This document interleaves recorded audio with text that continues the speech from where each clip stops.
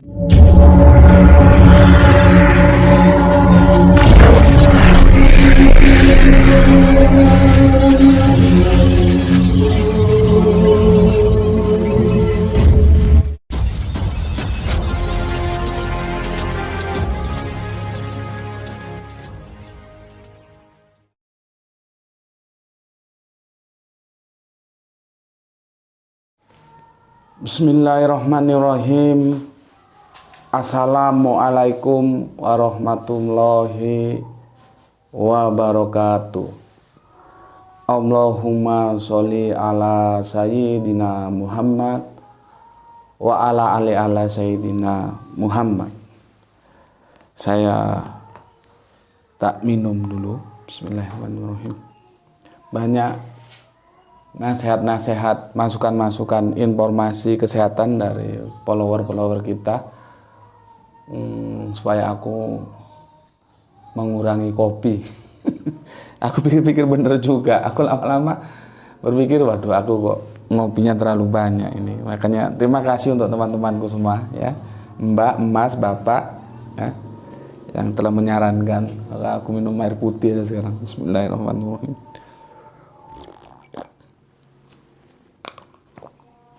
Ya, sekali-sekali kalau kangen ya ngopi, ya, cuman dikurangi.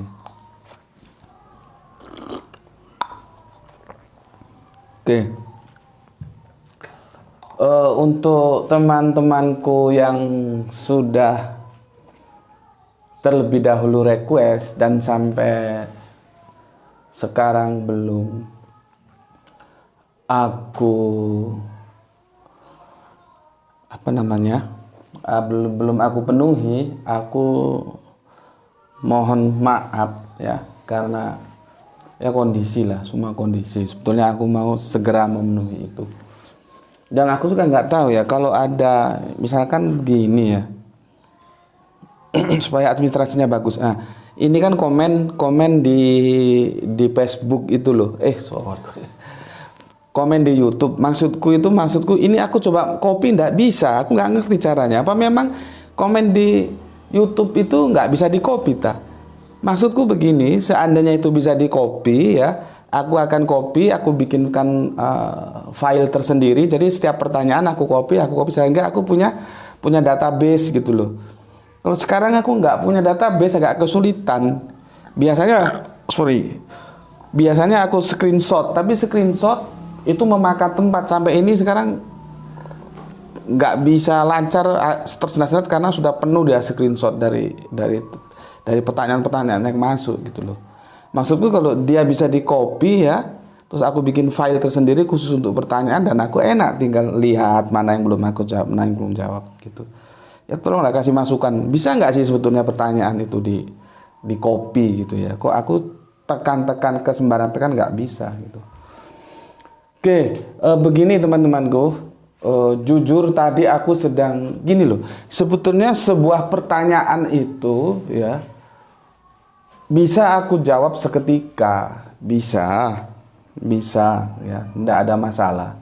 Kalau aku ngerti itu seketika bisa aku jawab. Mungkin kalau aku belum ngerti, belum paham, aku perlu waktu lah, ya.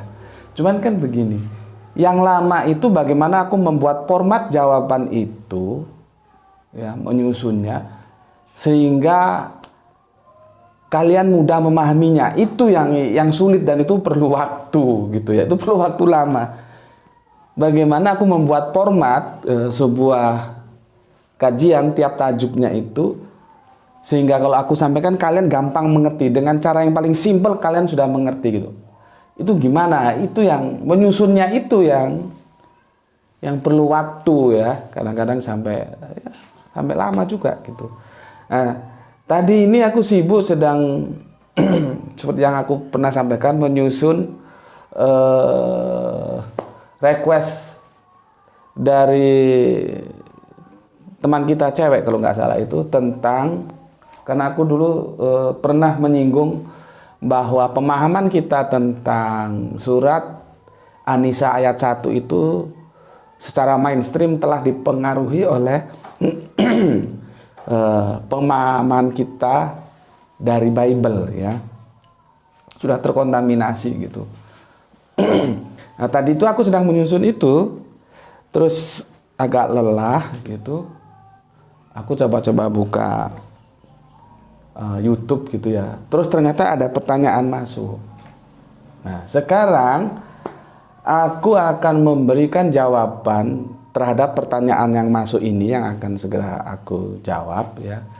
Dan aku mohon maaf untuk teman-temanku semuanya. Mungkin ada yang bertanya, loh yang request sejak dulu-dulu belum dijawab, kok ini yang baru request hari ini kok sudah diberi jawaban gitu ya.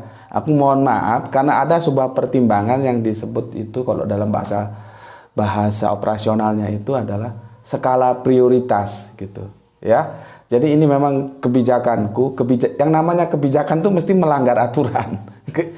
Udahlah, yang namanya kebijakan tuh mesti melanggar aturan. Aku kasih contoh gini, misalnya ada seorang mahasiswa, dia datang kepada aku, Pak, saya orang tua di rumah keadaan sulit, belum panen, sehingga semester ini belum bisa bayar SPP. Bagaimana Pak supaya saya bisa ikut semesteran ini? Tolong Pak, saya dibantu diberi kebijakan. Maka misalkan aku sebagai biasanya itu di PR3 ya, pembantu rektor 3 yang ngurusi kemahasiswaan, dia bikin kebijakan dan dia sign mahasiswa ini, angkatan ini, jurusan ini mohon diberi kelonggaran supaya ikut semesteran gitu lah. Surat itu aku tanda tangani dan dibawa ke bagian kemahasiswaan. Itu namanya kebijakan. Dan kebijakan itu selamanya pasti melanggar kesepakatan dan ketentuan. Itu sudah begitu gitu ya. Makanya aku mohon maaf sekali ya. Aku harus mengambil kebijakan berdasarkan skala prioritas mana yang menurutku penting untuk dijawab ya. Tapi sekali lagi bukan berarti request teman-teman yang sudah lalu itu bukan tidak penting ya. Aku katakan penting ya. Cuman ada skala prioritas dan aku mohon maaf. Oke. Pertanyaannya itu bisa kamu lihat di topik yang baru kemarin diunggah, yaitu tentang nabi dari Arab itu loh ya. Itu di huruf I ya. Di huruf I bisa kalian lihat di situ.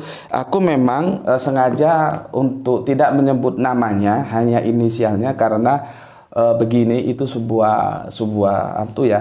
Kan tidak semua orang ingin privasinya itu diketahui gitu ya. Jadi aku sebut inisialnya. Makanya untuk teman-teman lain mungkin sama dengan yang dialami oleh mas kita ini, kawan kita ini. Kamu terbuka saja. Kalau misalkan agak begitu terbuka di komen komen YouTube, kamu bisa masuk ke jaringan pribadi, ke WA kan di depan itu kan yang warna kuning itu setiap videoku ada nomor WA, bisa di situ juga, monggo silakan. Dan aku berjanji aku tidak akan membuka identitas kalian, enggak, cukup inisialnya saja yang aku sebut. Ya, itu sudah menjadi komitmenku lah ya, supaya orang leluasa berbicara ya. Begini, kamu lihat di huruf I ya. Begini. Bismillahirrahmanirrahim. Alhamdulillah. Terima kasih atas perhatian Gus kepada saya. Saya bersyukur bisa bergabung di channel Akang. Sebab saya mendapatkan begitu banyak pengetahuan hidup ini, terutama tentang hal agama. Ini adalah pencerahan bagi saya pribadi. Maka harapan saya semoga Mas GM, Gus Betik maksudnya ya, pakai inisial, Mas GM terus-menerus memberikan ilmunya dan berbagi sesama umat. Untuk itu saya mendoakan insya Allah senantiasa diberikan kesehatan serta rezeki yang berlimpah dalam menyampaikan ilmunya. Amin ya Rabbal Alamin. Jika saya boleh bertanya kepada Kakanda Akang Mas GM dan izinkan nantinya, saya ucapkan banyak Terima kasih. Pertanyaan saya adalah, bagaimana caranya memiliki sebuah keyakinan itu dengan benar tanpa keraguan-raguan alias sekedar ikut-ikutan saja gitu. Terima kasih. Tetap semangat untuk Gus Beti, juga sanak sekeluarga di rumah. Wassalamualaikum warahmatullahi wabarakatuh. Oke, aku langsung jawab. Alhamdulillah saudaraku, atas apresiasinya nanti aku jawab ya. Mohon sabar menunggu requestnya. Gitu. Nah ini aku baca waktu aku santai setelah aku agak kelelahan menyusun format untuk kajian kita tentang An-Nisa ayat 1 tadi gitu. Dan aku memutuskan aku jawab sekarang lah gitu. Dengan pertimbangan yang tadi aku bilang, skala prioritas. Maka judul kajian kita kali ini adalah menepis keraguan beragama, ya. Sebuah keyakinan benar-benar tanpa keraguan. Menepis keraguan, menepis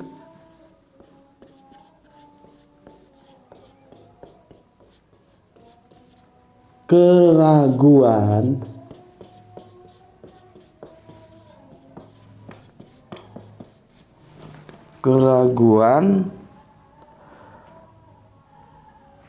sebuah keyakinan, ya.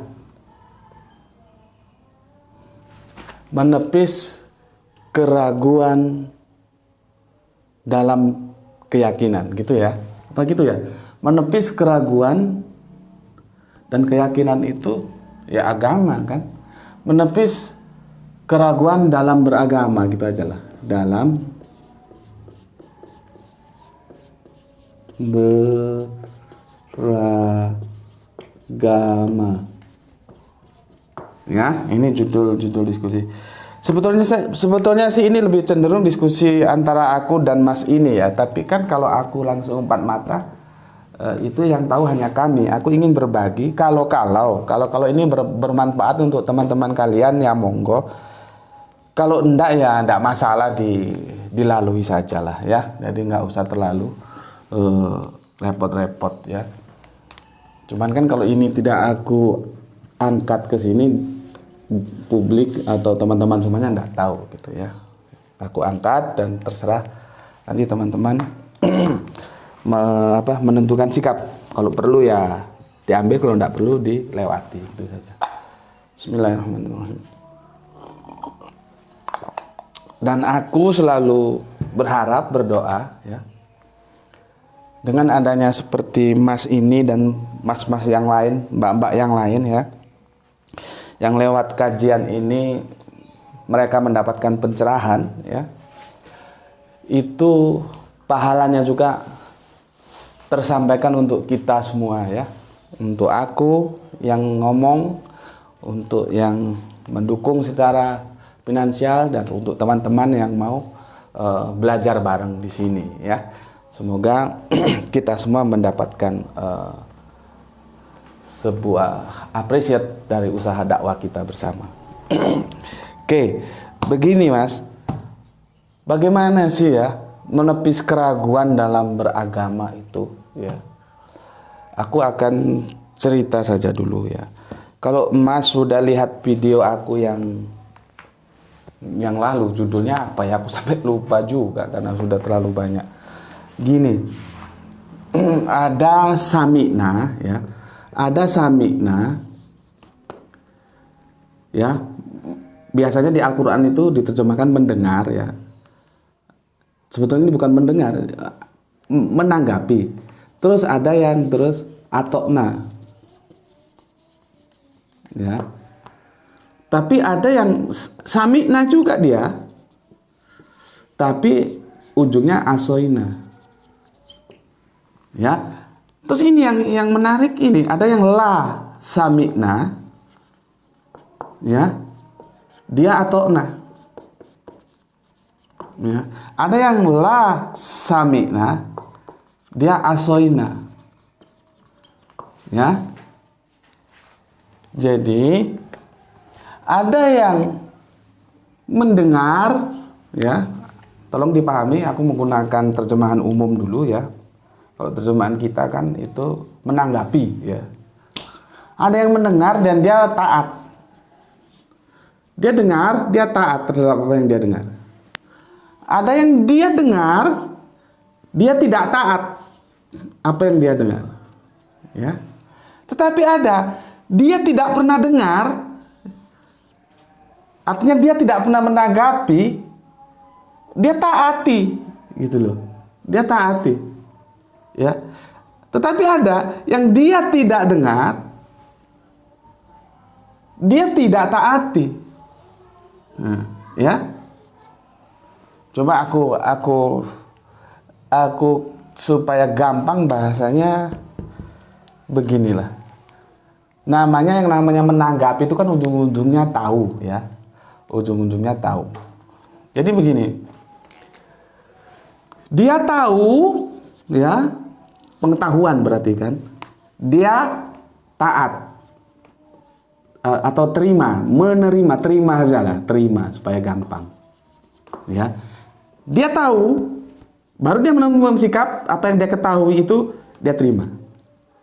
Oke. Tapi ada yang dia tahu, ya, apa yang dia ketahui itu dia tolak.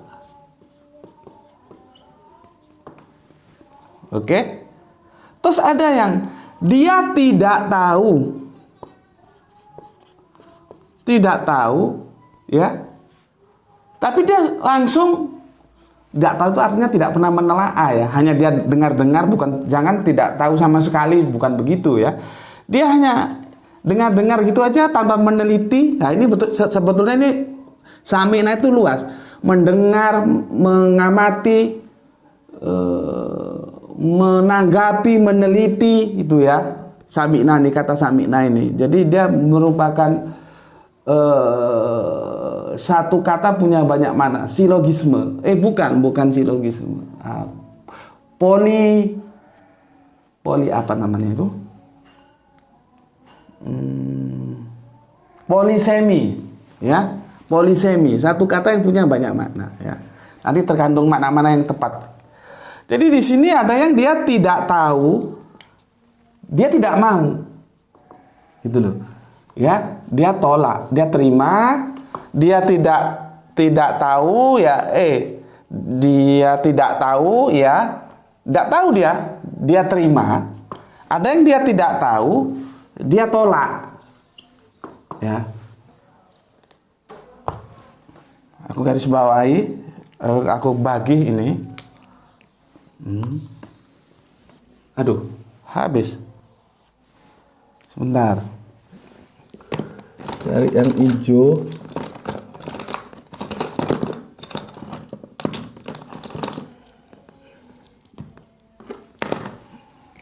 Nih ya.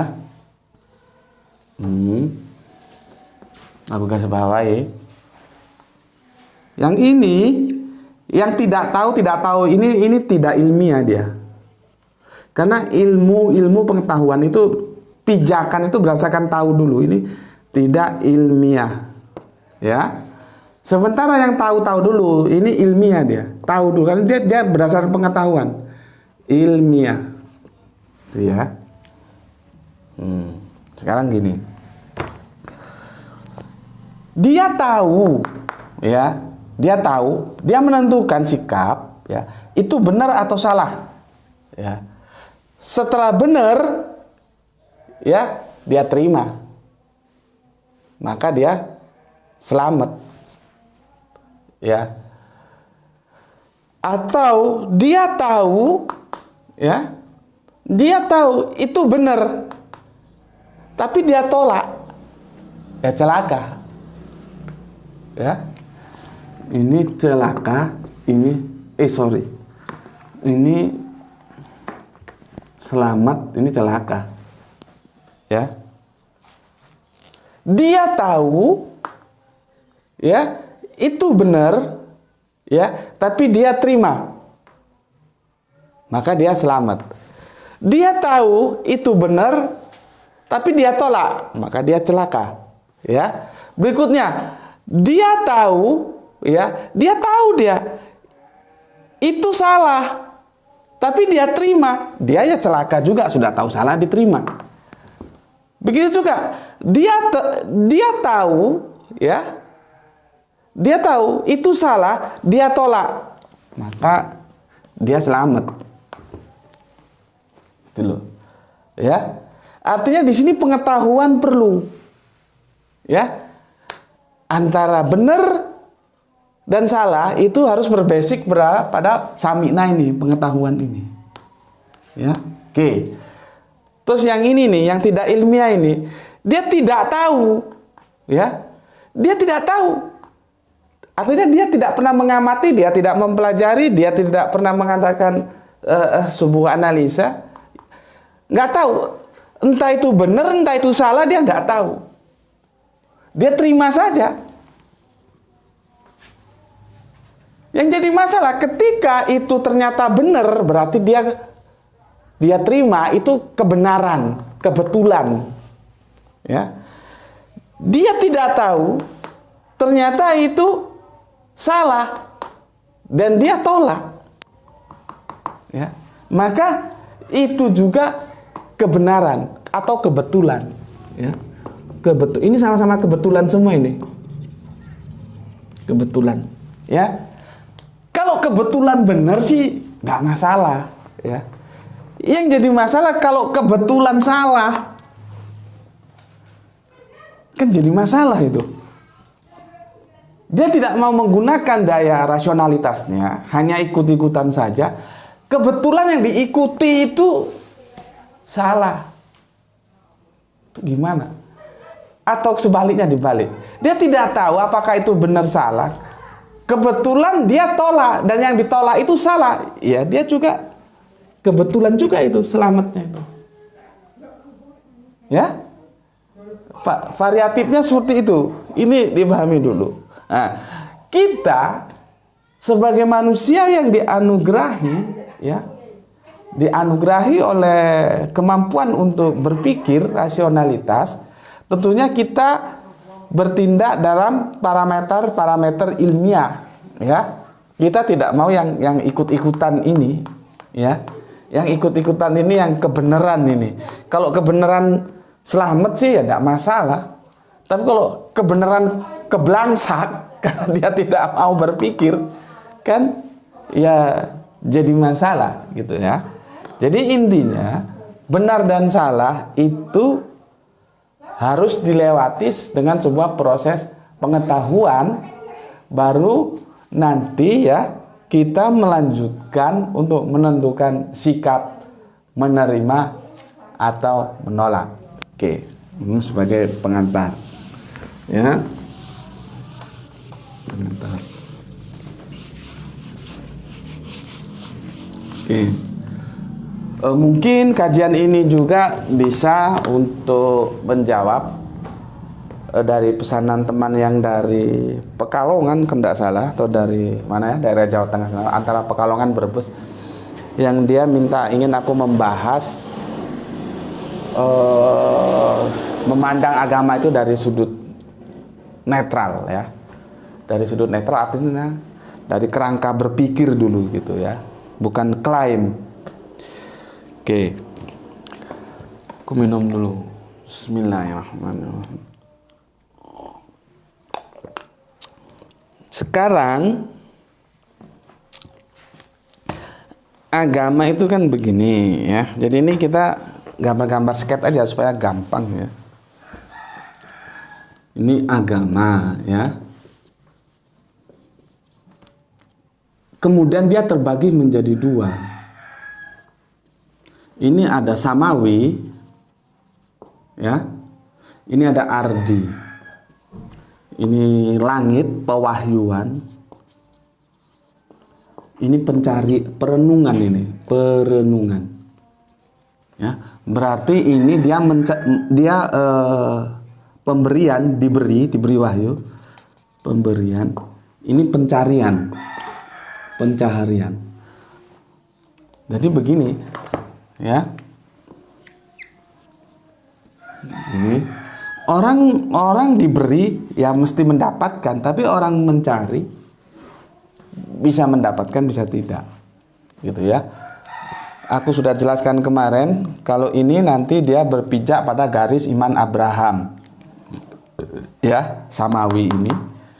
Iman Abraham berarti nanti dia merujuk kepada milata Abraham ya, terus Yahudi, terus Nasrani Islam.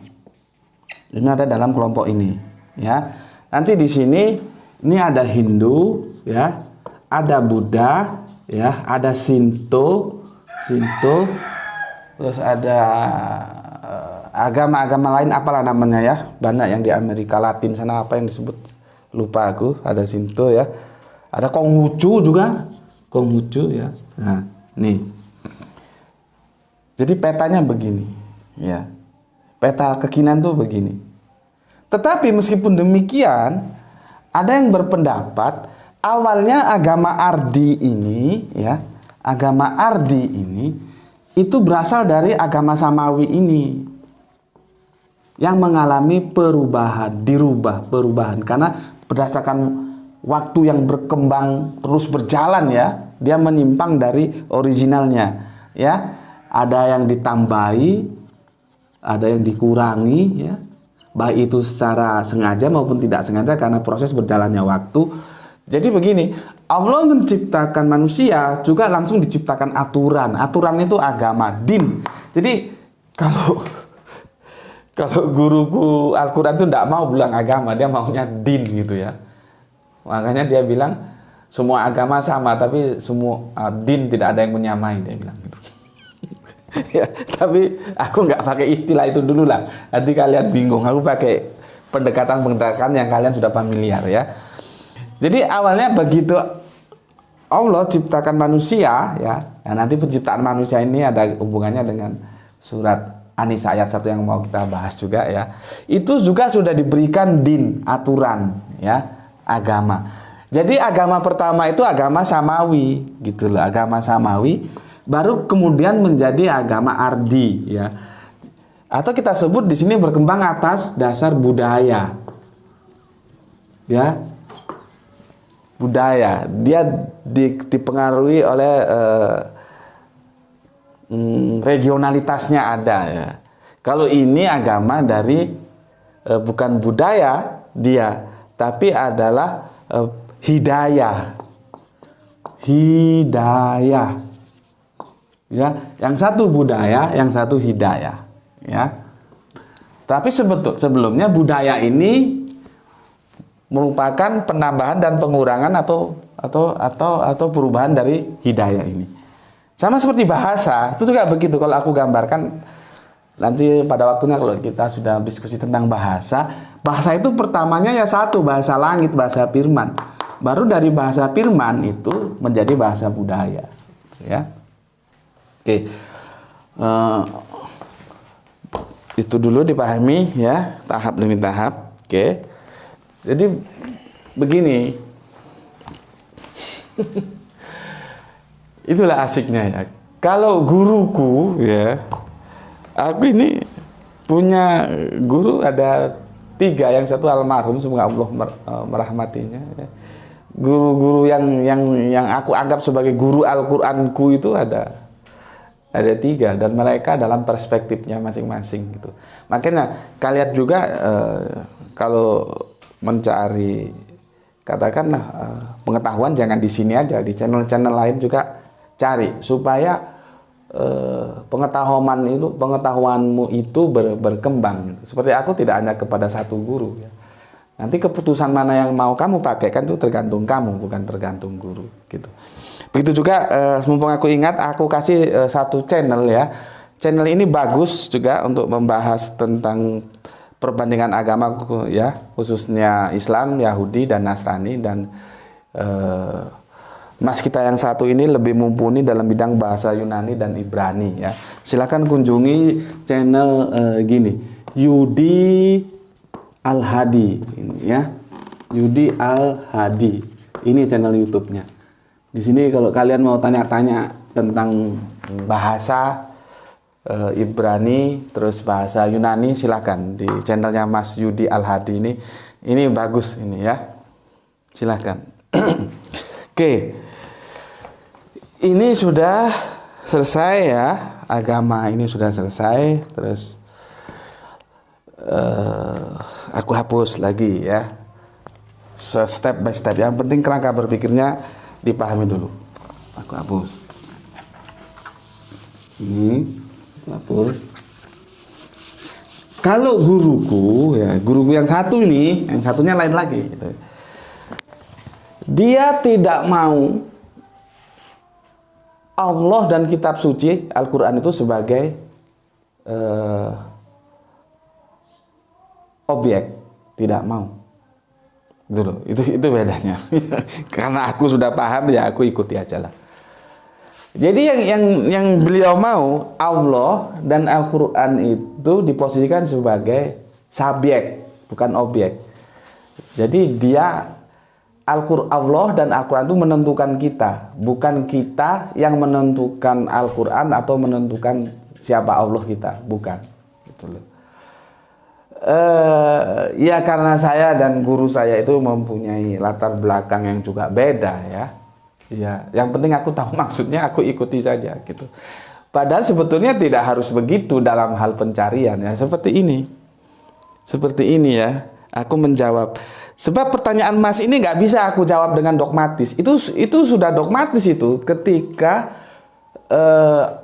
Allah itu diposisikan sebagai subjek ya, dan kitab suci itu sebagai subjek, sementara kita sebagai objek. Artinya Allah dan kitab suci itu ya menentukan kita. Itu sih ya benar, memang itu benar. Tapi itu nanti dalam tahapan aplikatif. Kalau dalam tahapan pencarian orang-orang liar seperti aku tidak bisa begitu. Tidak bisa, itu sudah dogma itu. Ya. Cuman karena aku bisa memahami ya, guruku ya nggak apa-apa, dan aku sampai sekarang kami memang begitu saling diskusi, jadi orang tuh sekaligus sahabatku, sekaligus saudaraku, sekaligus tempatku menuntut ilmu beliau, sekaligus temanku berdiskusi, kita beradu argumen tuh. Jadi multi komplek ya gitu. Beliau tidak mau. Nah, sementara aku karena ini pencarian ya, Mas ini nggak bisa aku bikin seperti itu, nggak bisa. Jadi kita sekarang memposisikan Allah ya dan kitab suci itu sebagai objek dan kita sebagai subjek. Karena ini dalam proses pencarian ya. Gitu kan Mas, ini bagaimana sih supaya tidak ragu dalam beragama itu, supaya tidak ragu gitu. Itu gimana gitu. Hal itu perlu penjelasan. Kalau aku dulu masih kecil itu kira-kira tahun 70-an lah ya, yang nggak lama berselang terus Bung Karno wafat itu ya. Yang aku ragukan itu bukan agamanya justru ya, tetapi yang aku ragukan itu adalah Tuhan gitu. Tuhan itu ada enggak sih gitu. Dan pertarungan bayangkan seorang anak yang mungkin kelas 1 atau kelas ya paling banter kelas 3 SD lah, atau kelas ya bikinlah kelas 4, kalau kelas 5 enggak lah. Aku masih kecil itu, masih belajar ngaji sama orang tua aku ngajikan ke desa gitu ya. Guru ngajiku itu Pak Jaden, orang Padang. Dia juga guru dulu zaman kami ada SPG, Sekolah Pendidikan Agama ya. Dulu ada SPG, ada SMEA gitu ya. Kalau mau, jadi kok sekarang kan sudah hangus menjadi SMA, terus kembali lagi ada sekolah kejuruan itu kan. Itu sebetulnya ya lagu lama lah, seperti itu, bolak-balik. Tapi nilai pendidikan kita juga ya seperti ini ya. Mamaku itu ya karena kami lahir dari keluarga proletar ya, baik bapak dan mamaku ya. Mamaku itu tidak bisa baca tulis, tapi baca Quran ya alhamdulillah ya, jagonya. Karena memang dulu orang-orang tua dulu zaman mbah-mbahku pendidikan tuh sebelum pendidikan agama lebih dulu, sebelum pendidikan umum seperti sekarang, lebih dulu mereka dimasukkan ke pendidikan agama, ke pondok-pondok gitu ya, pondok-pondok yang tradisional, yang rumah, dan itu gratis. Salah satu alasannya gratis itu aja dulu, karena kami dari keluarga proletar ya, nggak punya kemampuan untuk biaya pendidikan. Sedangkan bapakku itu orang yang aku bilang kemarin itu dalam tanda kutip jagoan. Jagoan ilmu kanuragan dan segala macamnya gitu ya. Itu perspektif kehidupanku seperti itu. Dan pada waktu itu jam 5 sore jelang asar habis, mamaku itu masih masak ya. Karena kalau siang mamaku itu bekerja, pulangnya sore ya. Berangkat jam 7, pulang jam 5 sore ya. Jadi kami dibiarkan, ya namanya juga dari keluarga proletar ya, tanpa pengawasan. Ketika aku mau berangkat ngaji, aku bilang begini, karena tidak ada lagi siapa mau aku ajak bicara gitu loh. Aku bilang, "Mak, aku kok nggak percaya sama Tuhan." Gitu. Dan mamaku dengan bijaknya dia tidak menjawab. Mamaku masih mengiris-ngiris lombok, aku masih ingat. Bayangkan, anak sekecil itu dia sudah mencari Tuhan. Itu loh. Jadi hidayah itu ada hidayah yang umum, ada hidayah yang khusus. Hidayah umum itu ini hidayah. Apa sih hidayah? Itu petunjuk. Tapi nanti sesuai dengan pengalaman kehidupan seseorang masing-masing, itu ada hidayah yang itu spesifik, khusus gitu loh. Makanya kalau aku ada bilang, wadah orang sudah kaya nggak mau haji, udah bilang sehat bu, punya waktu banyak, punya mobil, tinggal kalau hujan tinggal bisa bawa mobil, tapi nggak mau berangkat ke masjid, terus orang bilang, oh dia belum dapat hidayah. Itu goblok. Gitu loh. Orang seperti itu bukan belum dapat hidayah, tapi belum mau hidayah. Lah hidayahnya sudah turun kok. Kok dia bilang belum dapat hidayah? Yang benar dia belum mau hidayah, hatinya belum terbuka, belum mau membuka hati untuk menerima hidayah. Makanya belum mau ke masjid sholat, gitu loh. Makanya sudah kaya belum mau haji, makanya belum mau sodako, makanya belum mau menolong untuk berbuat baik sesamanya. Itu bukan berarti dia belum dapat hidayah, tapi dia belum mau menerima hidayah, karena hidayah sudah diturunkan. Gitu loh ya. Sorry aku kalau ngomong blak-blakan gitu ya. Makanya aku kadang-kadang ngeri juga, kalian bisa nggak bahasa blak-blakanku ngomong. Aku bilang gitu aja. Bismillahirrahmanirrahim. Ya. Hidayah secara khusus begini. Kecilku itu waktu itu justru aku belum sekolah, mundur lagi. Aku itu ada di lingkungan pesantrennya saudara kita yang Kristen. Jadi aku tumbuh dan hidup 24 jam di situ. Karena orang tuaku menjadi pegawainya di situ. Ya. Yang menjadi herannya, aku nggak pernah dengar suara adzan, aku nggak pernah ngaji, karena kami hidup di lingkungan yang tertutup itu. Aku bilang aku tadi ngaji kan setelah aku keluar, setelah orang tua aku keluar dari kompleks itu, ya. Di situ tempat dididiknya para pendeta-pendeta dari Kristen Protestan, ya. Jadi tahun 70-an ketika masih belum ada sekarang orang bilang pakaian impor Dalbo itu, aku sudah pakai jas itu dikirim dari Belanda.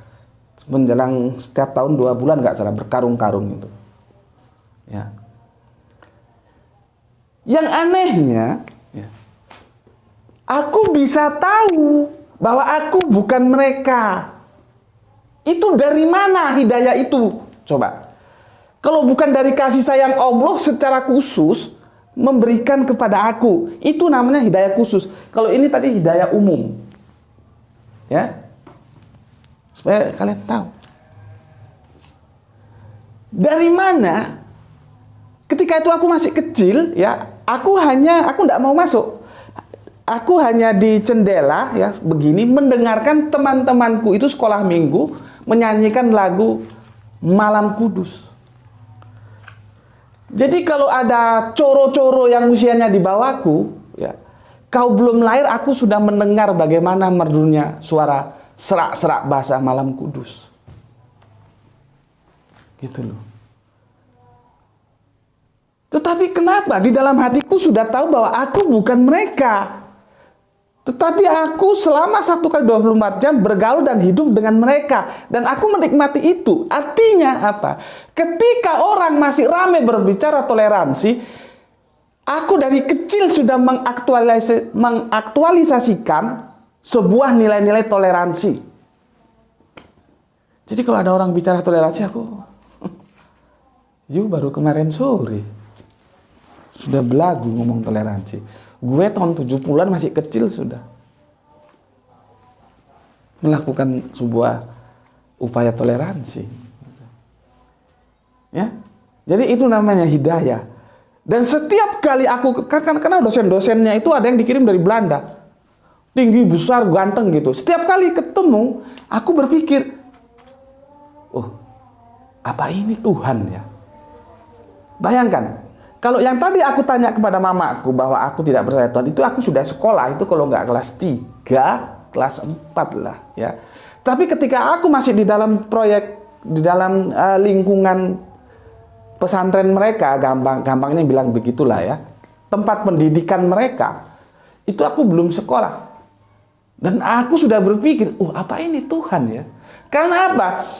Karena orang-orang di sekitar sana, di tempat pendidikan itu, memanggilnya Tuan.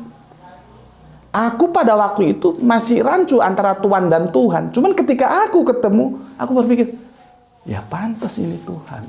Gitu. Artinya apa? Ketika aku masih kecil, aku sudah berpikir, sesuatu yang pantas untuk dipanggil Tuhan, meskipun ada kerancuan aku mendengar antara Tuan dan Tuhan, itu dia mempunyai nilai lebih dari yang lain. Tidak setara. Itu loh. Karena bule-bule itu kulihat ganteng, tinggi, besar, handsome, kulitnya putih. Sementara teman-teman orang-orang di sekitarku, orang-orang Indonesia ini seperti itu. Sesuatu yang perlu aku sampaikan kepada kalian semua. Anak sekecil itu sudah mendapatkan hidayah secara khusus bahwa dia bukan mereka. Itu bentuk kasih sayang Allah yang pertama ya. Yang kedua, anak sekecil itu sudah berpikir ya bahwa dia tahu yang namanya Tuhan itu harus punya nilai lebih dari yang lain, tidak boleh rata-rata atau sama, bahkan lebih rendah apalagi. Itu 2 poin yang mendobrak kehidupan kita dalam mencari kebenaran. Oke? Sekarang aku mau jelaskan tentang agama ini ya, atau saudaraku yang bertanya ya supaya lebih jelas. Ini nanti terbagi menjadi begini. Dia menjelaskan tentang sesembahan. Ini baru si penyampai agama itu ginilah. Agama itu apa sih? Ajaran. Ini ayo gampang. Ajaran. Ini ambilin air putih nih, Bapak. Bismillahirrahmanirrahim.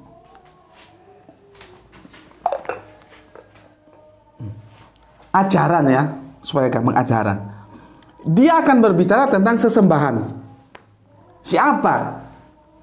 Kalau bahasa sastra Jawanya itu, saya ngecat Lombok iki sopo? Yang mendirikan langit tanpa tiang itu siapa? Itu ya. Dia berbicara tentang sesembahan. Sesuatu yang absolut, yang maha kuasa ini siapa? Baru nanti dia berbicara tentang penyampai ajaran ini. Ya kalau kita nabinya lah. Atau sebetulnya ini rabi, guru. Jadi nabi itu ya guru kita. Guru yang mengajarkan ajaran ini. Ya, makasih. Belum gelap. Belum. Nanti baru berikutnya kitab suci. Ini 3 poin ini, Mas, kalau kita berbicara agama. Yang satu sesembahannya itu gimana, ya. Yang kedua itu nabinya gimana, ya.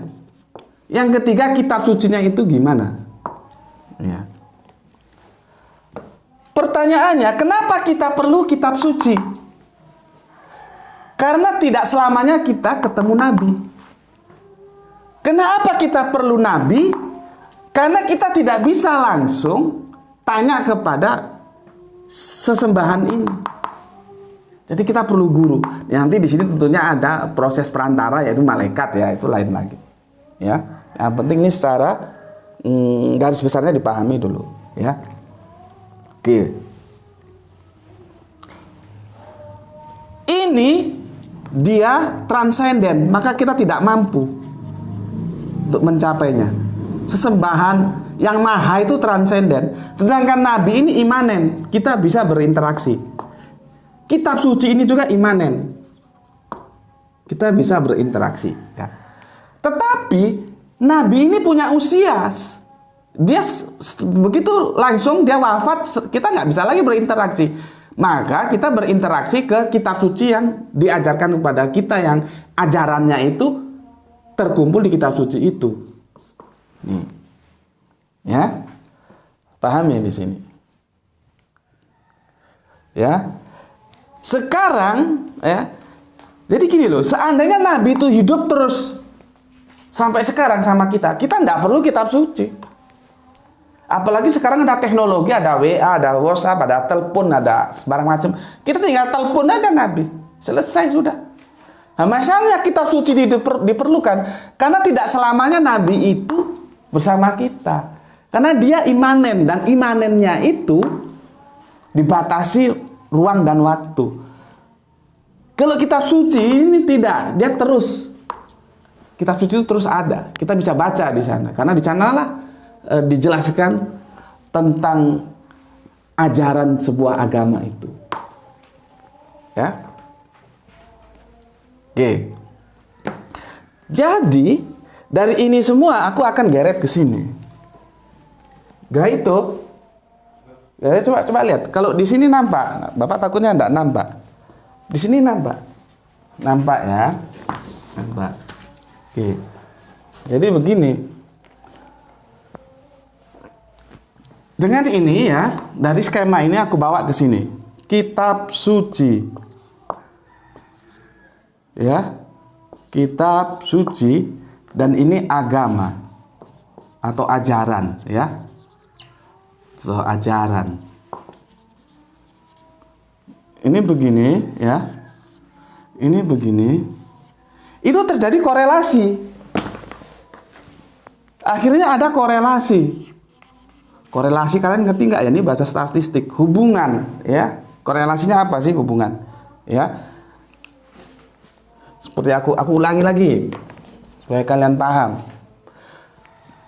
Agama yang kita sebut ajaran itu akan menjelaskan siapa sesembahan itu, ya. Aku pakai kata sesembahan ini sebetulnya kalau di kelompok kajian kami juga bermasalah, disembah-sembah gitu. Cuma bahasa apa lagi yang bisa aku gunakan gitu loh. Untuk sementara supaya kalian paham ya sudah aku pakai sesembahan gitu ya. Makanya kalau aduh repot kamu kalau ketemu teman-temanku repot. Ya, di kelompok kami itu enggak mau sholat. Enggak mau sembahyang, ya. Maunya apa? Sholat gitu. Kan jadi cuman karena aku paham ya oke gitu. Seperti enggak mau agama, maunya din gitu kan. Enggak mau sembahyang itu menyembahyang gitu kan gitu. Jadi ya supaya ini lebih gampang lah diproses ya. Yang penting kalian paham dulu nanti tentang penggunaan kata-kata secara spesifik itu bisa berjalan berdasarkan waktu ya. Oke. Sesembahan transenden, nabi imanen, kitab suci imanen. Manusia ya. Ini manusia atau umat ya. Bilang gini aja lah. Umat gitulah ya. Atau kalau kurang asik supaya lebih netral dia bilang manusia gitu ya. Sini nampak Le ya. Nampak manusia ya. Manusia. Manusia itu nggak bisa langsung ke sini, itu nggak bisa. Ini transenden. Manusia ke sini bisa, tapi kan Nabi nggak hidup terus. Akhirnya manusia ke sini, ke kitab suci itu. Ya. Disinilah perlunya Nabi itu sebagai guru kita. Rabbi itu guru, pembimbing. Apalagi? Ya pembimbing guru gue. Kalau kita Rabbi kan. Nah, dia pembimbing karena juga dikasih amanah oleh yang maha pembimbing itu. Rob ini. Gitu ya. Jadi kata Rabbi ini jangan rancu ya. Jadi Rabbi itu sebetulnya makna umumnya itu pembimbing ya. Jadi Allah juga membimbing. Karena kita tidak bisa berinteraksi langsung, maka diutuslah Nabi, maka disebut utusan sebagai pembimbing kita. Karena kita tidak samanya ketemu Nabi, maka ajaran yang dibimbingkan itu ada di kitab suci. Nah, sekarang kita geret ke sini, akhirnya kitab suci itu berkorelasi dengan agama. Paham di sini? Ya. Oke. Jadinya ini aku selesaikan ya. Di sini dia selesai, ya. Di sini kita selesai, ya. Akhirnya di sini kitab suci dan agama. Ya. Yang merah habis ini yang merah. Oh, ini. Ya. Kitab suci dan agama. Ya. Korelasinya di sini. Kitab suci dan agama. Ya. Korelasinya seperti apa? Carikan yang warna merah ada, habis, Kalau ada yang warna biru juga itu di bawah masih banyak, ada persiapan spidol. Coba kamu lihat, ya. Jadi begini. Bagaimana yang merah sama yang biru? Merah sama biru. Korelasi antara kitab suci dan agama itu begini. Kalau kitab sucinya itu beres, ya.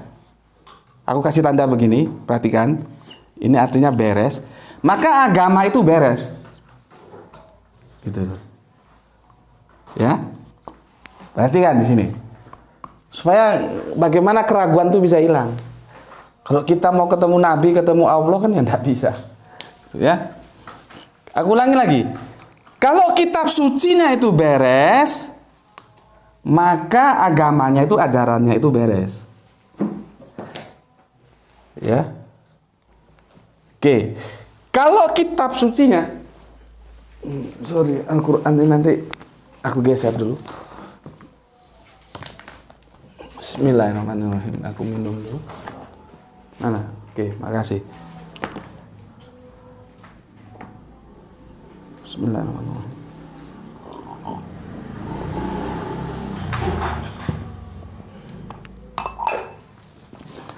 Untung masih ada cadangan ya. Ini dikirim dari mbak kita dari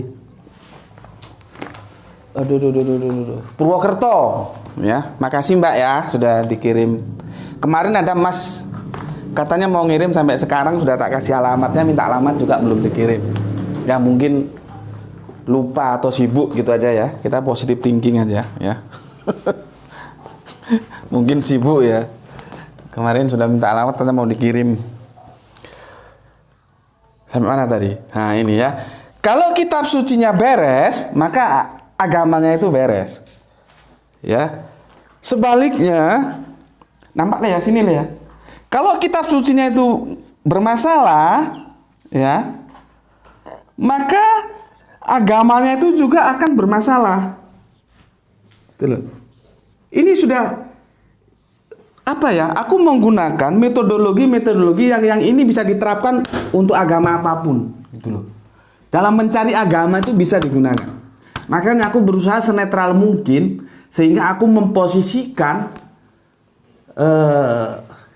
kitab suci itu atau agama itu menjadi sesuatu yang subjektif, ditentukan, sementara aku menjadi objektifnya. Menjadi kitab suci menjadi objektif dan aku menjadi subjektifnya. Aku menentukan kitab sucinya. Gitu loh ya. Karena ini dalam proses pencarian. Kan nggak bisa dong bilang ini kitab suci. Suci gimana? Oh, kebetulan kamu terima aja kitab suci loh. Kan nggak bisa. Kan kita juga akhirnya menentukan juga ini kitab suci atau tidak, gitu loh. Apakah setiap orang datang pada kamu, oh ini kitab suci nih, terus kamu terima, oh ya ini suci? Kan enggak.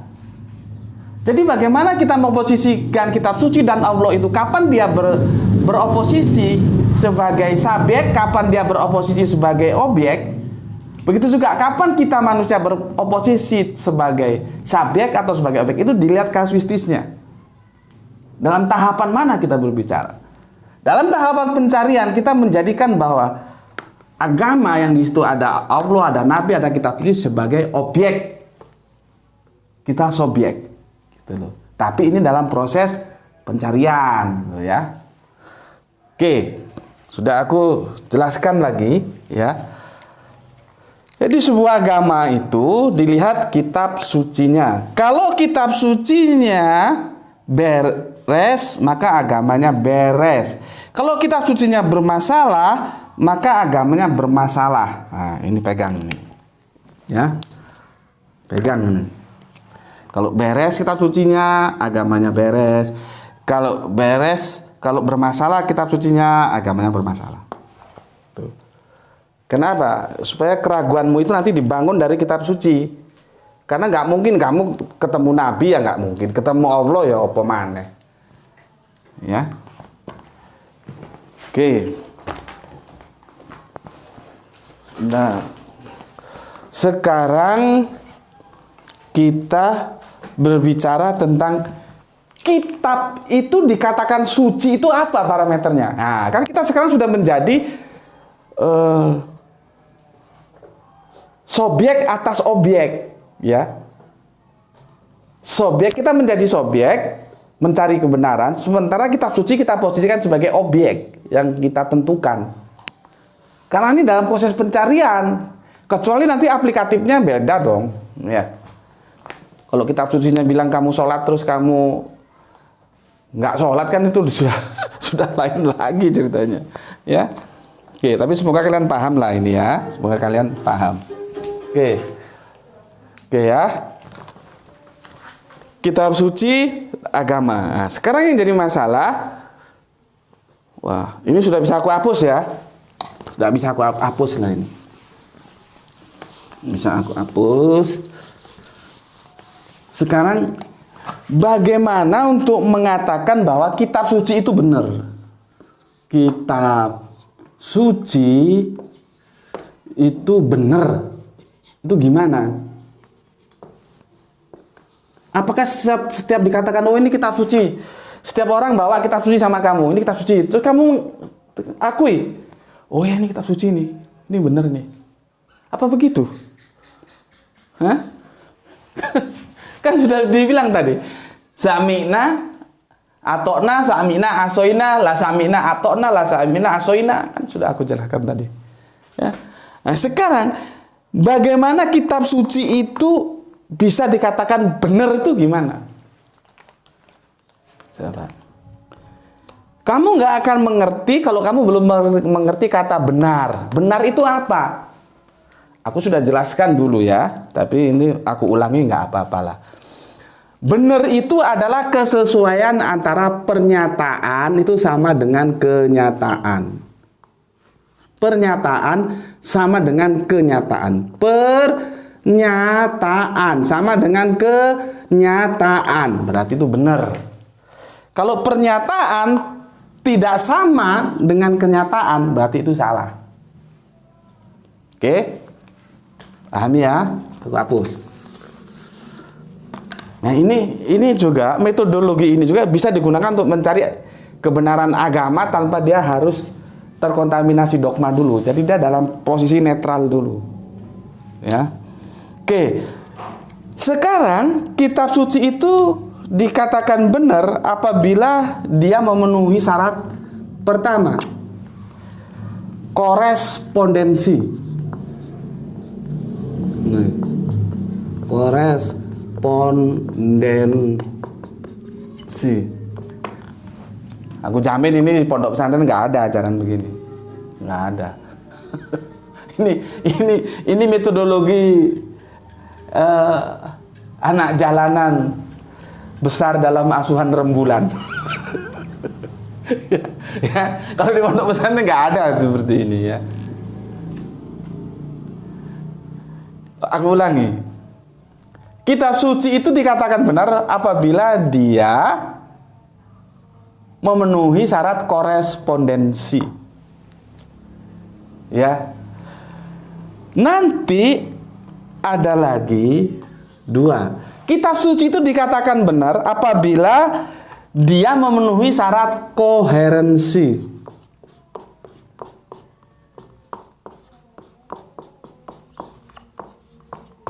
Ya. Dan tiga,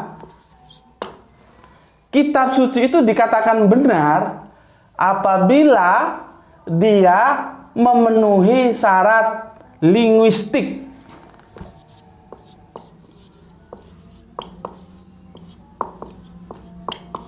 Atau bahasa. Nih. Ya. Jadi syaratnya itu sebuah kitab dikatakan suci itu harus memenuhi syarat satu, korespondensi. Aku jelaskan. What is the meaning of korespondensi? What do you say about korespondensi? Gitu ya. Begini. Ini itu pernyataan Allah ini, ya. Kitab suci ini. Bentar. Ini Alkitab, ini pernyataan Allah. Ya. Kita kan harus posisikan setara dulu. Pokoknya disebut kitab suci itu pernyataan Allah. Ya. Sebetulnya bukan pokoknya sih ya, bahasa apa aku harus pakai. Karena pokoknya itu bukan kerangka berpikir ilmiah, itu dogma sudah. Pokoknya bukan pokoknya. Yang disebut kitab suci itu adalah, kan dia tadi dari kitab suci, dari nabi, dari Allah, dari yang maha tadi itu kan ya. Anda aku bilang Allah sudah mengerucut dia dari yang maha itulah ya. Nah, ini ucapan pernyataan dari yang maha itu. Wes ngono senake ya. Dan alam ini kan yang bikin yang maha itu. Ya. Ini juga pernyataan beliau, yang maha itu dinyatakan, dihamparkan dalam bentuk alam. Nah, nanti alam ini terbagi dua, ya. Ada makrokosmos, ada mikrokosmos. Ya. Ada alam kita ini, ya. Nanti ada alam lagi, alam dunia ini, ya, bumi ini. Nanti ada alam lagi, galaksi-galaksi itu. Ini semua alam. Atau bahasa gampangnya itu, kalau orang sains bilang hukum alam, tapi kalau kita sebagai orang yang beragama, sunatullah, ya. Nah, yang namanya korespondensi, pernyataan di dalam kitab suci itu tidak boleh bertentangan dengan pernyataan alam ini. Dulu. Jadi ini nanti pendekatannya sains, ya. Bagaimana dia menerangkan tentang hujan, tentang gunung, tentang besi, tentang matahari, tentang bintang, tentang tetek bengek, apapun. Di sini dinyatakan itu kira-kira sejalan nggak, sesuai dengan, karena ini firman dan alam ini juga firman, sains ini firman, gitu loh. Nah, masalahnya itu begini nanti, yang namanya sains itu sudah exactly, sudah pasti menemui kebenaran sampai akhir yang benar. Tetapi pemahaman kita terhadap sains, kebenaran sains itu bertahap. Itu loh, ya. Maka yang jadi masalah ketika kita melakukan korespondensi, ada pernyataan-pernyataan sains di dalam sini, ya. Sementara pengetahuan kita tentang sains itu belum selesai atau masih proses, masih berjalan. Itu nanti terjadi masalah. Terus kita menyalahkan, oh itu bukan kitab suci karena sainsnya tidak begitu. Padahal tidak. Padahal karena keterbatasan kita terhadap sains itu, artinya apa? Kita belum tahu. Makanya dikatakan dalam kitab suci ini ya, Al-Quran ini, apabila kau belum tahu, tunggu penjelasannya. Salah satu contoh, bagaimana orang Arab abad ke-7, ke-6 tentang sebuah pernyataan bahwa di dalam laut itu ada api. Kan membingungkan. Tapi sekarang dengan sains kan terbukti. Ya, contohnya itu contoh kecil lah ya. Ya, banyak lainnya. Gitu. Oke. Jadi pernyataan antara apa yang ada di dalam kitab suci itu selaras sejalan dengan alam. Hukum Allah. Hukum Allah itu hukum besi. Dia nggak mau kompromi. Ya. Agamamu apapun kalau kamu menjatuhkan benda, mesti dia jatuhnya ke bawah karena apa? Gaya gravitasi itu nggak mengenal agama. Ya. Apapun agamamu pasti tertarik oleh gaya gravitasi. Kamu menjatuhkan apa tahu buku, pensil atau apa itu ya. Oke, paham ya korespondensi? Sekarang sorry, mumpung aku ingat. Yang tadi itu aku menjelaskan koherensi ya, bukan korespondensi. Dibalik. Koherensi ya. Koherensi itu, sorry, aku ulangi lagi supaya nggak salah. Pernyataan dalam kitab yang dikatakan suci itu selaras dengan natural, alam ini ya, sunatullah ini. Ya, sorry. Nah, sekarang aku menjelaskan korespondensi. Korespondensi itu pernyataan-pernyataan di dalam kitab itu harus selaras alias tidak tubrukan. Gitu loh. Kan aneh kalau ini sama-sama dari satu sumber yang sama tapi di dalamnya tubrukan, itu kan aneh gitu loh ya. Jadi korespondensi gitu ya. Jadi ayat-ayat atau pernyataan-pernyataan di dalam kitab itu harus selaras. Kalau tubrukan tuh pasti salah satunya bukan dari pernyataan yang maha suci itu. Itu ya.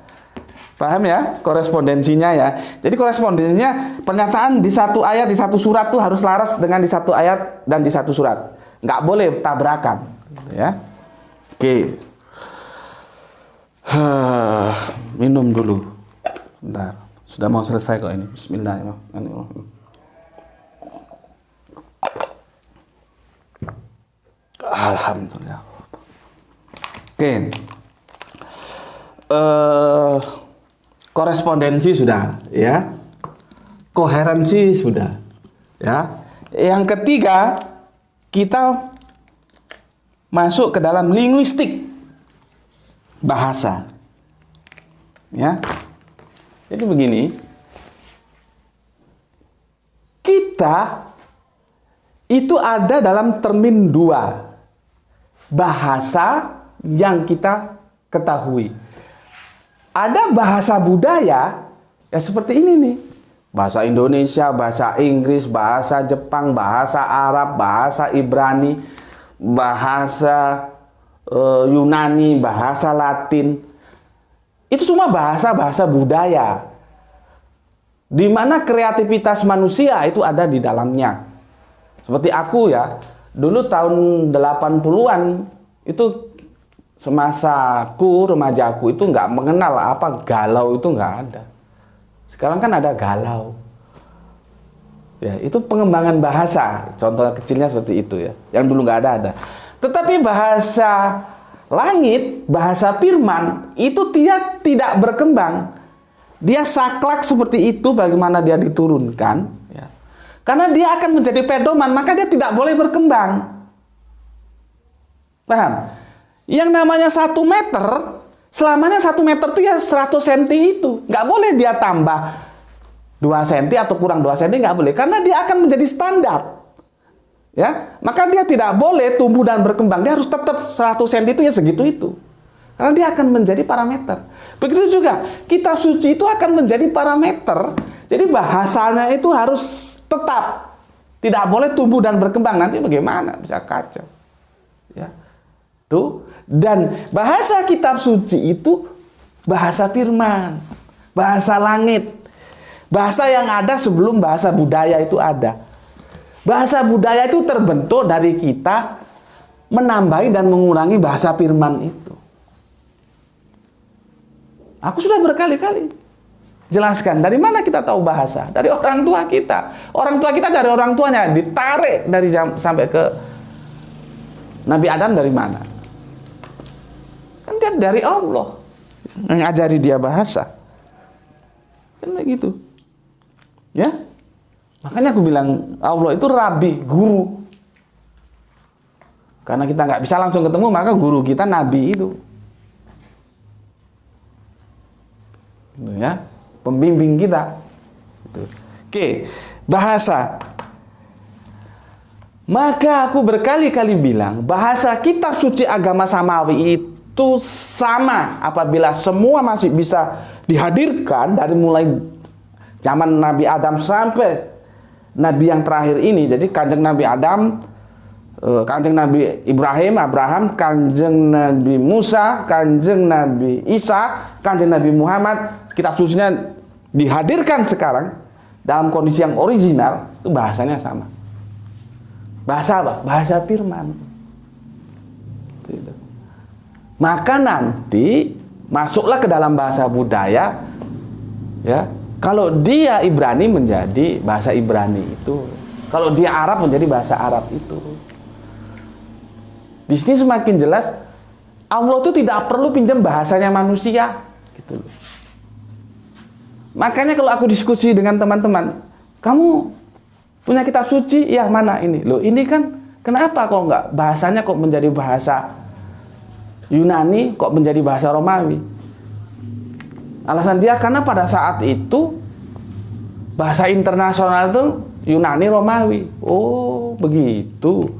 Berarti kalau sekarang ada firman lagi itu dalam bahasa Inggris. Karena sekarang bahasa internasional bahasa Inggris. Apa begitu? Kan tidak. Kenapa? Nabi itu disirahi atau diturunkan firman ke dalamnya itu dalam edisi bahasa yang sudah Allah tentukan.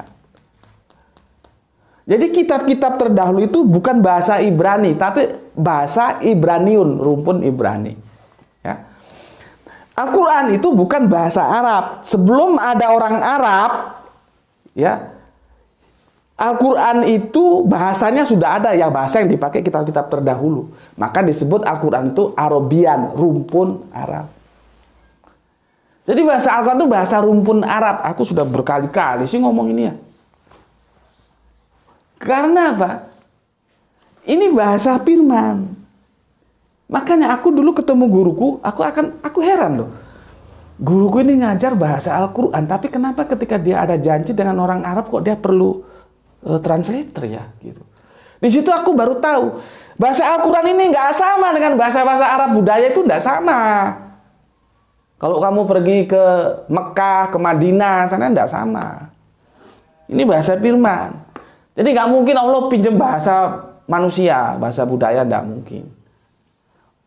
Gitu loh. Ya. Nah, sekarang kita lari ke linguistik. Ya, lari ke linguistik.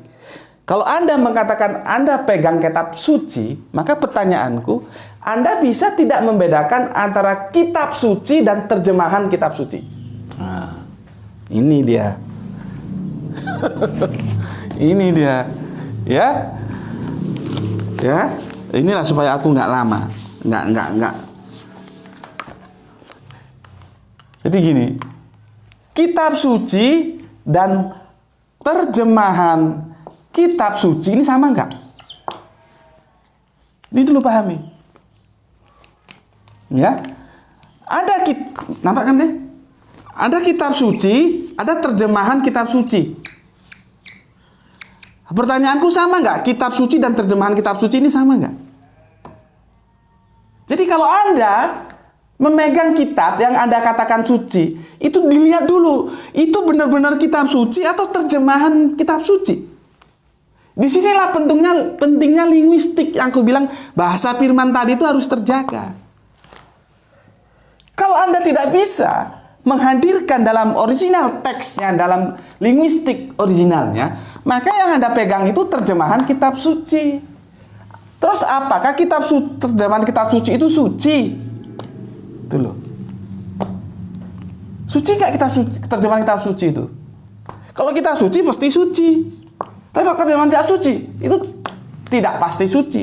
Karena dalam proses penerjemahan itu ada yang namanya kegiatan yang itu dilakukan oleh manusia menerjemahkan. Yang namanya manusia bisa salah, entah itu disengaja ataupun tidak disengaja. Tuh, disinilah maka perlunya Anda harus tahu dulu, yang Anda pegang itu kitab suci atau terjemahan kitab suci. Kalau dia terjemahan, berarti Anda tidak punya kitab suci. Yang Anda punya terjemahan kitab suci. Sementara terjemahan itu tidak bisa absolut benar, orang namanya juga terjemahan. Tuh. Oke, seperti ini ya. Aku jelaskan. Sini.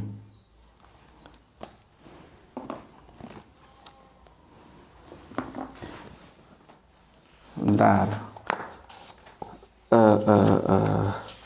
Supaya kalian lebih jelas, lebih tahu ya, tidak ragu-ragu lagi ya. Nih ya,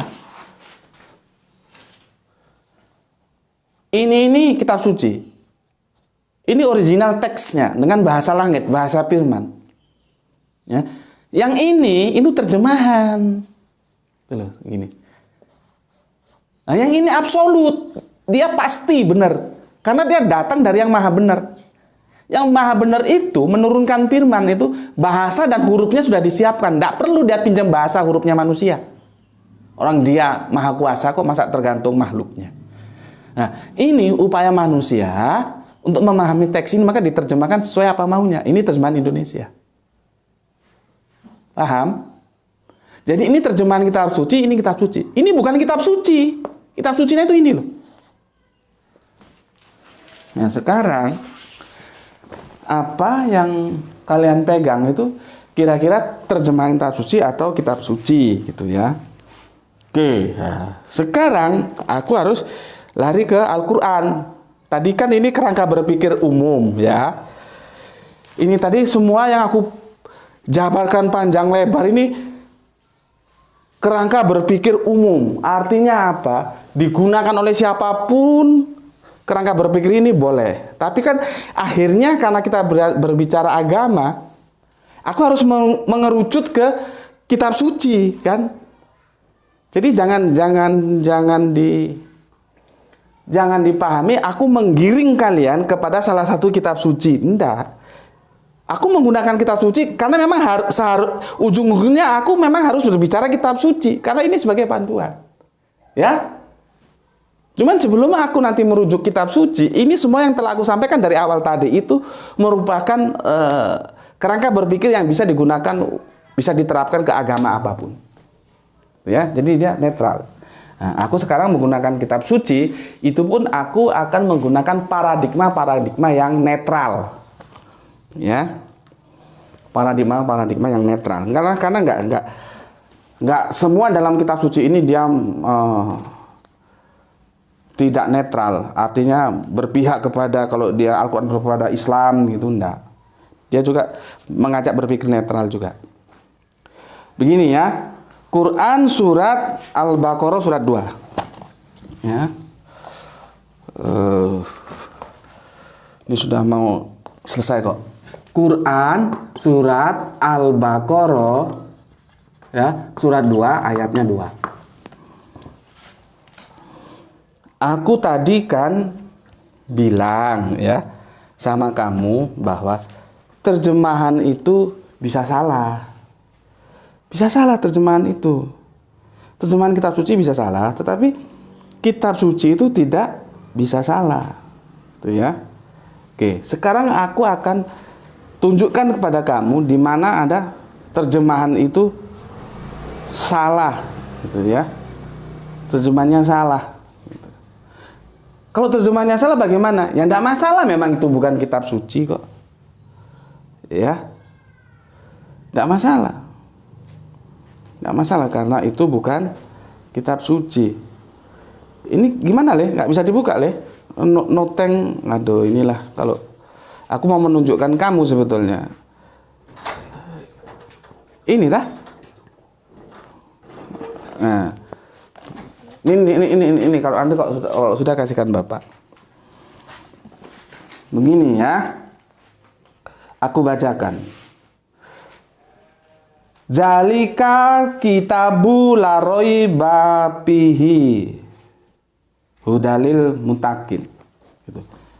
Jadi misalkan aku ngomong ke kamu, ini loh kitab suci gitu. Kan kamu pakai otak.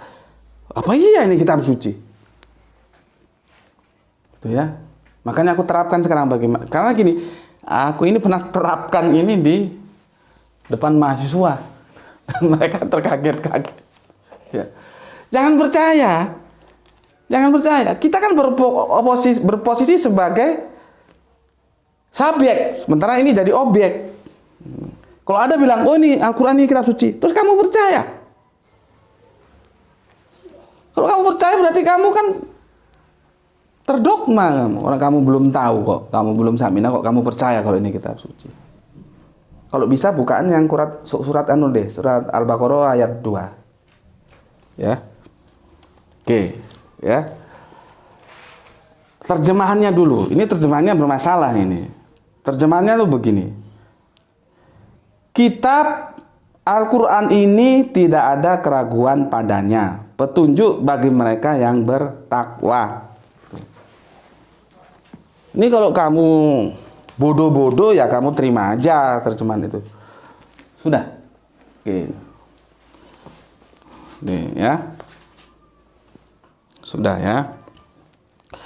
Kalau kamu bodoh, nggak mau belajar, yang sudah kamu terima itu sebagai kebenaran. Tapi kalau kamu mau belajar, ya insya Allah kita menemukan kebenaran, sehingga beragama itu bukan katanya-katanya. Itu ya. Lihat ini, Zalika kitabul la raiba fihi. Hudal petunjuk ya, hudalil mutakin. Terjemahannya aneh terjemahannya. Alif lam mimnya nggak usah aku baca ya. Nanti itu penjelasan tersendiri alif lam mim itu. Karena repot juga ya. Aku baru kali-kali tanya orang, kamu tahu nggak artinya alif lam mim? Jawabnya hanya Allah yang tahu. Kok bodoh banget kamu? Ini surat ini untuk kita manusia, bukan untuk Allah. Jadi dia harus kita ketahui kok. Kamu bilang hanya Allah yang tahu untuk apa? Sama aja, kamu sama anakmu naik motor, naik mobil, tiba-tiba anakmu tanya, di situ ada huruf P, terus disilang, Pak itu apa? Kok di pinggir jalan ada huruf P? Terus kamu ngomong, hanya Pak polisi saja yang tahu. Ini kebodohan seperti ini terus diwariskan ke generasi Islam. Ini yang bikin kita nggak cerdas gitu loh. Tapi nantilah itu kita bicarakan ya. Aku akan bahas ini dulu. Kitab Al-Quran ini, nah, bermasalah nggak di situ? Karena Arabiyunnya mengatakan zalika. Kalau ini tuh hada. Coba, kenapa zalika diterjemahkan ini? Ini aku kasih contoh. Ini terjemahan yang benar ini.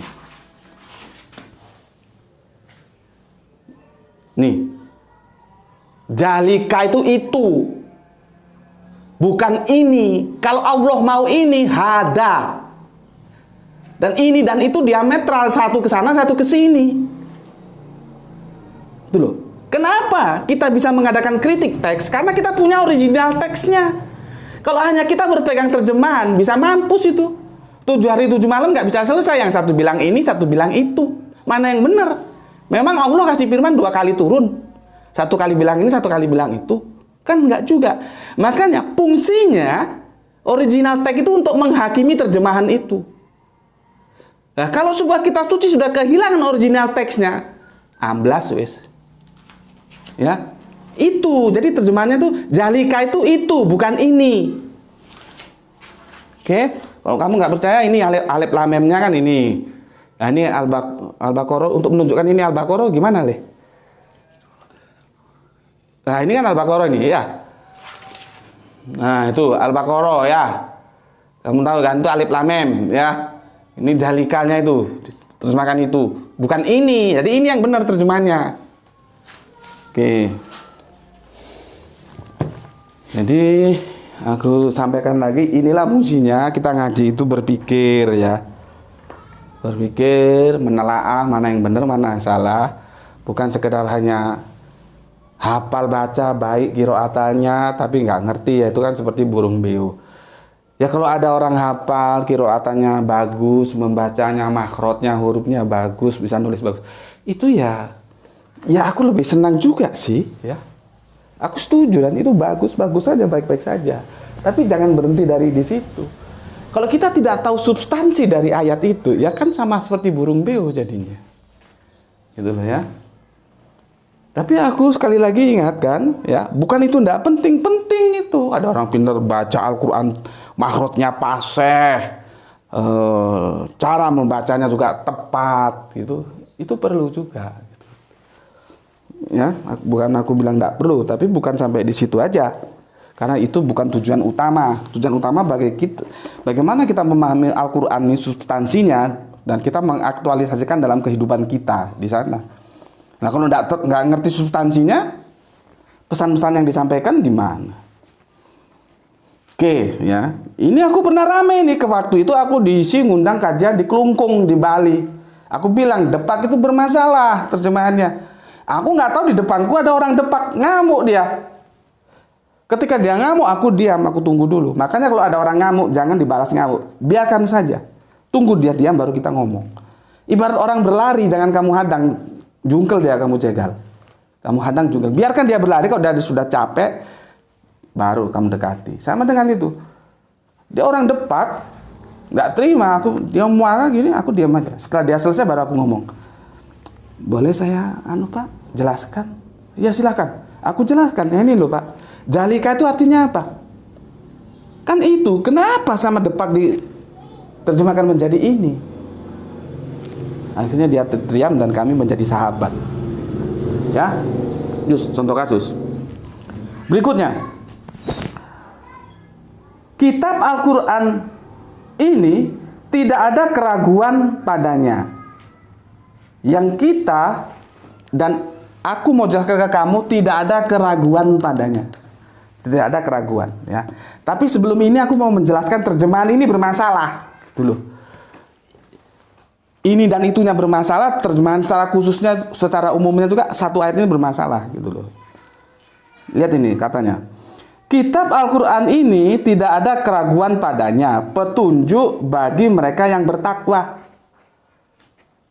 Jadi Al-Quran ini menurut terjemahan ini petunjuk bagi orang yang bertakwa. Jadi pertanyaannya, bertakwa dulu atau belajar Al-Quran dulu? Mana yang benar? Apa ada orang belum belajar Al-Quran terus bertakwa? Bertakwa dengan apa dia? Apakah tidak seharusnya dia belajar Al-Quran dulu, kemudian dia menjadi takwa? Tapi kalau terjemahannya kan kacau ini. Kitab Al-Quran ini tidak ada keraguan padanya, petunjuk bagi mereka yang bertakwa. Jadi ini petunjuk bagi mereka yang bertakwa. Kalau nggak bertakwa bukan ini petunjuknya. Begitu. Berarti dia sebelum tahu Al-Quran sudah bertakwa dulu. Kan kacau terjemahannya. Gitu loh. Terjemahan yang benar bagaimana? Dengarkan. Ya. Kitab Al-Quran itu, jalika itu bukan ini ya. Kitab Al-Quran itu tidak ada keraguan padanya, petunjuk bagi mereka yang ingin menjadi takwa.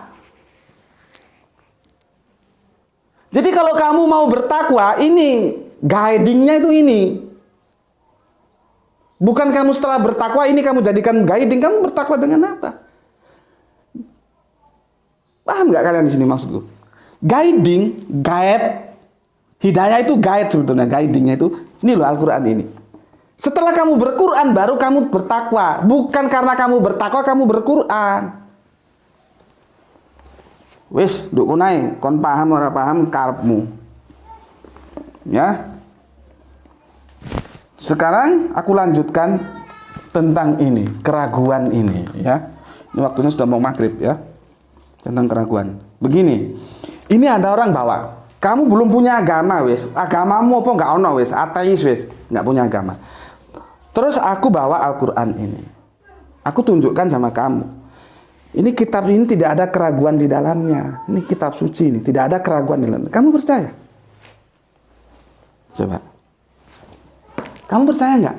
Ini aku mau mengatraksikan bagaimana kita itu mencari kebenaran tanpa rasa ragu ini. Aku datang sama kamu nggak punya agama. Aku langsung ngomong, aku baca ayat tadi. Ini tidak ada keraguan ini di dalamnya. Kamu percaya nggak? Kalau otak kamu normal, kamu nggak percaya. Kalau kamu percaya ini tidak ada keraguan dalamnya, terus nanti ada orang lain lagi bawa ini. Ini tidak ada keraguan di dalamnya. Kamu percaya juga ini? Gitu. Kalau kamu percaya, itu kamu beragama secara dogmatis, tidak menggunakan rasionalmu. Kalau orang menggunakan rasional, dia tidak percaya. Perlu bukti dulu. Inilah, pada saat pencarian inilah, kita menjadi subjek atas objek. Kita manusia menentukan objeknya itu apa? Al-Quran. Bener nggak sih ini? Kitab suci, gitu loh. Jadi posisi ini dalam pencarian ini nggak apa-apa. Dia menjadi objek. Kita tentukan ini bener nggak? Ya. Oke.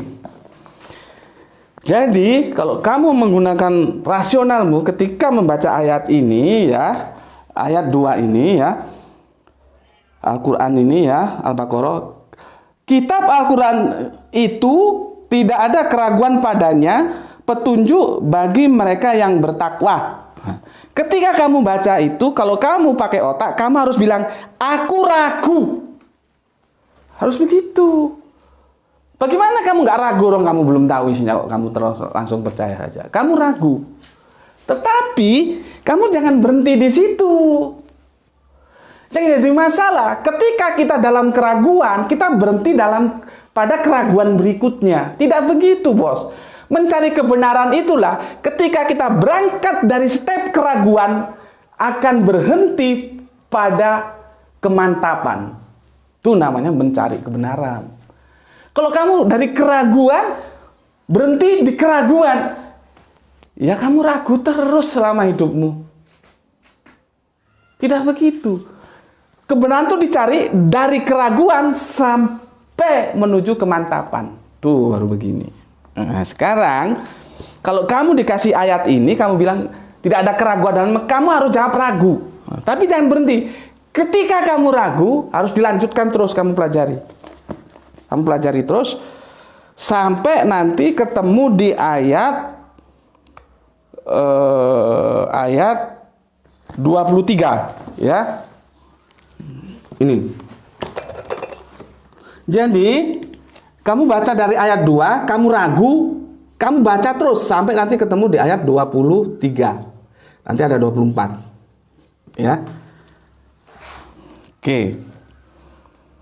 Apa kata ayat 23? Mas I tadi kan bilang aku gampangkan Mas I lah. Mas I ya. Mas I ini ada kitab suci ya. Namanya Al-Qur'an ya. Ini dia mengatakan bahwa tidak ada keraguan ya. Di dalam kitab itu Al-Qur'an itu tidak ada keraguan. Kamu ragu nggak? Kalau kamu pakai otak, kamu bilang, oh, saya ragu, Gus. Nah, kalau kamu ragu, itu benar, kamu harus ragu. Tapi jangan selesai di situ. Jangan keraguanmu berselesai pada keraguan. Terus baca sampai kamu berhenti di ayat 23. Ya. Apa katanya? Dan jika kamu meragukan Al-Qur'an, kamu itu maksudnya Mas I tadi itu. Dan jika kamu Mas I meragukan Al-Quran yang kami turunkan pada hamba kami Muhammad, maka buatlah satu surat semisal dengannya dan ajaklah penolong-penolongmu selain Allah jika kamu orang-orang yang benar. Nah, ini ujiannya di situ ya. Kalau Mas I ragu ya, ini sebagai contoh ya supaya kalian gampang menerimanya. kata-kata Al-Quran ini ya, bikin kamu satu surat aja ya. Bikin kamu satu surat semisal Al-Quran ini ya. Dan bukan kamu aja, ajak penolong-penolongmu yang ada. Profesor, doktor, pakar bahasa, pakar sastra, pakar sains, pakar politik, pakar antropologis budaya, kumpulkan semua selain Allah, bikin satu surat ya seperti Al-Quran ini. Bisa nggak? Ya, bisa nggak? Tapi apa jawabnya di 24? Jika kamu tidak mampu membuatnya, dan pasti tidak akan mampu, maka takutlah kamu akan api neraka yang bahan bakarnya manusia dan batu yang disediakan bagi orang-orang kafir. Jelas. Kamu tidak mampu bikin ini. Dan aku sudah ngomong, pasti kamu tidak mampu. Sekarang kalau kamu mampu, aku mau tanya, kamu pakai bahasa apa? Gitu loh. Bahasanya dulu, kamu pakai bahasa apa? Belum kalau yang lain-lain. Tidak mampu.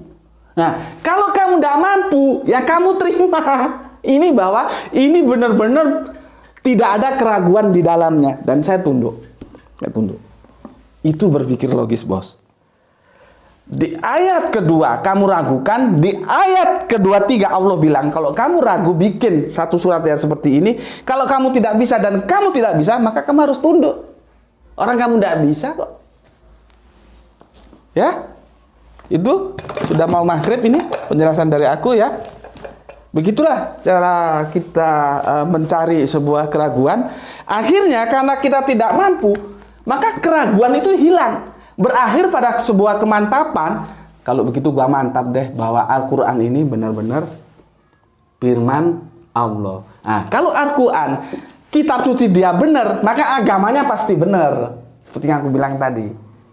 Ya, kenapa agamanya benar, Islam benar? Karena kitab sucinya benar.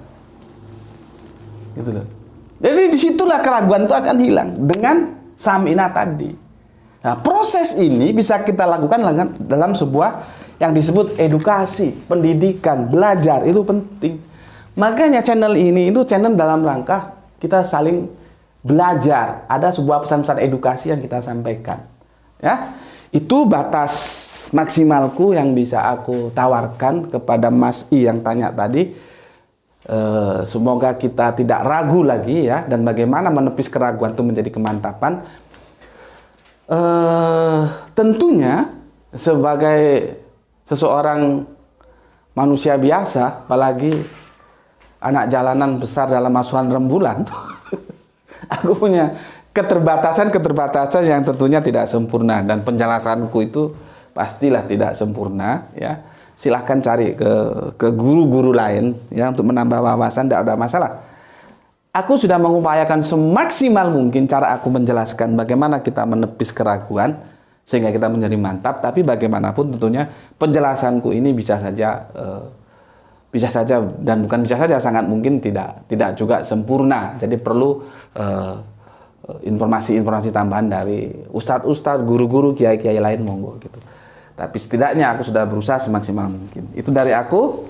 Mohon maaf, salah kata, salah ucap. Sampai ketemu lagi di kajian berikutnya. Assalamualaikum warahmatullahi wabarakatuh.